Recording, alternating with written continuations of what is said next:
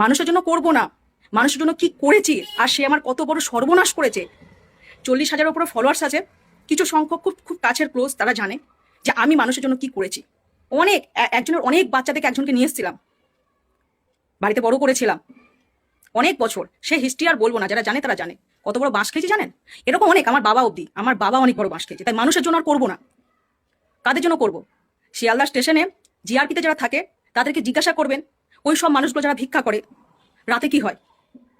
ঠিক আছে, আমাদের বারুইপুর স্টেশনে একটা মহিলা প্রত্যেক বছর বাচ্চা হতে একটা করে বাচ্চা বিক্রি করে দেয়, তাদেরকে হেল্প করবো, তাদেরকে খাওয়াবো।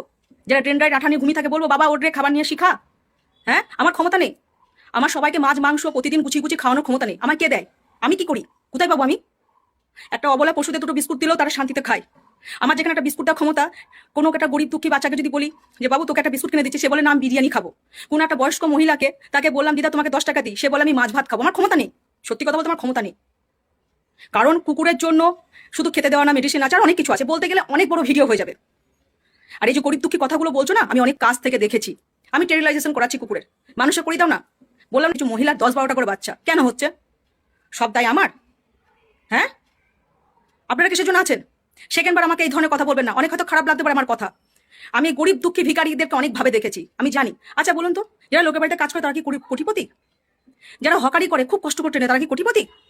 সরকার তো অনেক কিছু প্রকল্প বের করেছে, কেন তাদের জন্য নেই? কেন তাদের জন্য নেই? কেন তারা সুযোগ সুবিধা পাচ্ছে না? কেন বেসরকারি কত হসপিটাল আছে, ট্রিটমেন্ট হচ্ছে, রাস্তা ধারে পড়ে আছে, অসুস্থ হয়ে পড়ে আছে, কেন?